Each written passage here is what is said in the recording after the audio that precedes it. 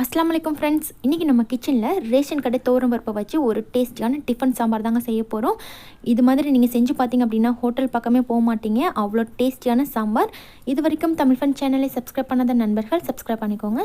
அப்படியே பக்கத்தில் இருக்கிற பெல் ஐக்கானை கிளிக் பண்ணிவிட்டு ஆல் அப்படிங்கிற ஆப்ஷனை கிளிக் பண்ணிக்கோங்க. அப்போ தான் நாங்கள் போகிற நியூ அப்டேட்ஸ் டெய்லி உங்களுக்கு உடனுக்குடன் நோட்டிஃபிகேஷன்ஸாக வரும்.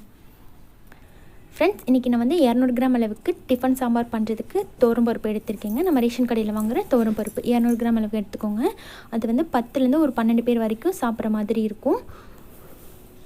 இதில் நம்ம சாம்பார் செஞ்சோன்னா ரொம்ப டேஸ்டியாக இருக்கும் டிஃபன் சாம்பார் செய்யும்போது. இப்போ குக்கரில் தண்ணி வச்சுக்கோங்க. தண்ணி வச்சுட்டு பருப்பை வாஷ் பண்ணிவிட்டு சேர்த்துக்கோங்க. இப்போ 1 லிட்டர் அளவுக்கு தண்ணி சேர்த்துட்டு பருப்பையும் சேர்த்துக்கோங்க. கூடவே 1 டீஸ்பூன் அளவுக்கு மஞ்சள் தூள் சேர்த்துக்கோங்க. அப்புறமா 1 டீஸ்பூன் மட்டும் ஆயில் சேர்த்துக்கோங்க. இது போல் நம்ம ஆயில் சேர்க்கறதுனால பருப்பு நல்லா சீக்கிரமாக வெந்து வந்துடும். 2 விசில் வச்சோம் அப்படின்னாலே போதும், நல்லா வெந்து வந்துடும். எல்லாம் சேர்த்து ஒரு தடவை மிக்ஸ் பண்ணிவிட்டு இப்போ குக்கரை க்ளோஸ் பண்ணிடுங்க. க்ளோஸ் பண்ணி விசில் வச்சுருங்க. 2 விசில் வரட்டும். அதுக்கப்புறமா ஸ்டவ் ஆஃப் பண்ணிடுங்க. இப்போ அதில் இருக்க ப்ரெஷர்லாம் போனதுக்கப்புறமா நம்ம ஓப்பன் பண்ணி பார்க்கலாம். இப்போ பாருங்கள், பருப்பு நல்லா வெந்து வந்திருக்கு.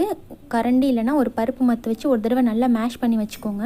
நம்ம டிஃபன் சாம்பார் பண்ணும்போது இது போல் பருப்பை கொஞ்சம் நல்லா கரைச்சிட்டு வச்சுக்கிட்டோம் அப்படின்னா தான் நல்லா டேஸ்டியாக வரும்.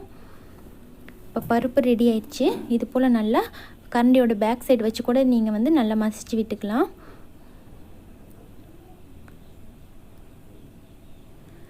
இருக்கட்டும், பருப்பை எடுத்து வச்சுக்கோங்க. ஸ்டவ் ஆன் பண்ணிவிட்டு பேன் வச்சுக்கோங்க. அதில் 2 டேபிள் ஸ்பூன் அளவுக்கு ஆயில் சேர்த்துக்கோங்க. ஆயில் நல்லா ஹீட் ஆனதுக்கப்புறமா 1 டீஸ்பூன் கடுகு சேர்த்துருங்க. கடுகு நல்லா பொரியட்டும். கூடவே 1 டீஸ்பூன் அளவுக்கு சோம்பும் சேர்த்துக்கோங்க. சோம்பு நல்லா பொரிஞ்சதுக்கப்புறமா இது கூட ஒரு காஞ்ச மிளகாய் சேர்த்துக்கோங்க. சேர்த்துட்டு ஒரு தடவை நல்லா கலந்து விட்டுட்டு கூடவே ஒரு 10-12 போல் பூண்டு பற்கள் சேர்த்துக்கோங்க. சேர்த்துட்டு ஸ்டவ்வை சிம்மில் வச்சு நல்லா வதக்கிக்கோங்க. கூடவே 2 கொத்து கருவேப்பிலையும் சேர்த்துக்கோங்க. சேர்த்துட்டு நல்லா மிக்ஸ் பண்ணி விட்டுருங்க. இப்போ இந்த கருவேப்பிலையெல்லாம் பாருங்கள் நல்லா மொறுன்னு வந்திருக்கு. அந்த அளவுக்கு நல்லா வதக்கிக்கிட்டு அதுக்கப்புறமா வெங்காயம் சேர்த்துக்கோங்க. தாளிப்பு ரொம்ப முக்கியங்க. தாளிப்பு நல்லா அமைஞ்சிச்சு அப்படின்னா சாம்பார் நல்லா வாசமாக இருக்கும். எல்லா பொருளும் நல்லா பொரியணும். எண்ணெயில் போடுற எல்லா பொருளும் நல்லா பொரிஞ்சதுக்கப்புறமா தான் நம்ம மற்ற பொருட்கள் சேர்க்கணும். 3 பெரிய வெங்காயம் சேர்த்து நல்லா வதக்கினதுக்கப்புறமா கூடவே 3 தக்காளியும் ஒரு பச்சை மிளகாயும் ஆட் பண்ணிக்கோங்க. கூடவே ஒரு உருளைக்கிழங்கு கட் பண்ணிவிட்டு சேர்த்துக்கோங்க. ஒரு கேரட் அதையும் பொடியாக கட் பண்ணிவிட்டு சேர்த்துட்டு இதை நல்லா வதக்கிக்கோங்க. இப்போ தக்காளி நல்லா வதங்கி வர்ற வரைக்கும் இதெல்லாம் சேர்ந்து நல்லா வதங்கட்டும். பாருங்கள், இப்போ தக்காளி ஒரு 3/4 அளவுக்கு வதங்கினதுக்கப்புறமா இது கூட உப்பு சேர்த்துக்கோங்க. கூடவே 1 டீஸ்பூன் அளவுக்கு மிளகாய் தூள் சேர்த்துக்கோங்க.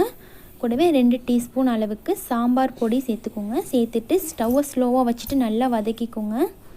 ஒரு 5-6 நிமிஷம் போல் இந்த மசாலா பொருட்கள்லாம் சேர்த்து நல்லா வதக்கணுங்க. நல்லா வதக்கிட்டோம் அப்படின்னா தான் சாம்பார் நல்ல ஒரு வாசமாக இருக்கும் உங்களுக்கு. ஸ்டவ்வை நல்லா சிம்மில் வச்சுக்கிட்டு நல்லா வதக்கிக்கோங்க. இப்போ நல்லா வதங்கி வந்துருச்சு பாருங்கள்.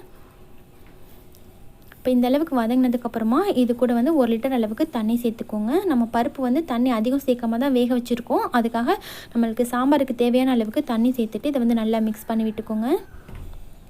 இப்போ இது நல்லா கொதிச்சு வரணும். க்ளோஸ் பண்ணி வச்சுருங்க. ஒரு 5 நிமிஷம் போல் நல்லா கொதிச்சிச்சின்னா நம்ம சேர்த்துருக்க காயில் நல்லா வெந்து வந்துடும்.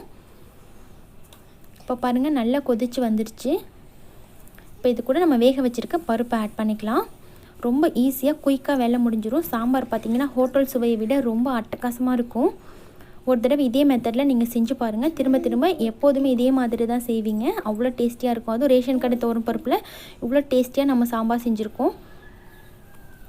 கண்டிப்பாக எல்லாத்துக்குமே ரொம்ப பிடிக்குங்க. பருப்பு சேர்த்துட்டு நல்லா மிக்ஸ் பண்ணிவிட்டு கொதிக்க வச்சுருங்க. கொதித்ததுக்கப்புறமா ஒரு சின்ன எலுமிச்சை சைஸில் புளி கரைச்சி சேர்த்துக்கோங்க.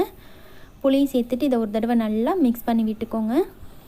சாம்பார் பொடி எப்படி செய்கிறது அப்படிங்கிற லிங்க் நான் டிஸ்கிரிப்ஷன் பாக்ஸில் கொடுக்குறேங்க. போய் செக் பண்ணி பார்த்துக்கோங்க ஃப்ரெண்ட்ஸ். நம்ம வீட்டிலையே ரொம்ப ஹெல்த்தியாக நல்ல வாசமாக சாம்பார் பொடி நம்ம ப்ரிப்பேர் பண்ணலாம். புளி சேர்த்து நல்லா கொதித்து வந்ததுக்கப்புறமா கொத்தமல்லி இலைகள்லாம் தூவிட்டு சர்வ் பண்ணிடுங்க. ரொம்ப கலக்கலான டேஸ்ட்டில் டிஃபன் சாம்பார் ரெடி ஆயிடுச்சு. இதே போல் நீங்களும் உங்கள் வீட்டில் மறக்காமல் ட்ரை பண்ணி பாருங்கள் ஃப்ரெண்ட்ஸ். ட்ரை பண்ணி பார்த்துட்டு எப்படி இருந்துச்சுன்னு உங்களோட ஃபீட்பேக்ஸை கமெண்ட்டில் சொல்லுங்கள். இந்த வீடியோ உங்களுக்கு பிடிச்சிருந்தால் லைக் பண்ணிவிட்டு ஷேர் பண்ணிக்கோங்க. தேங்க்யூ.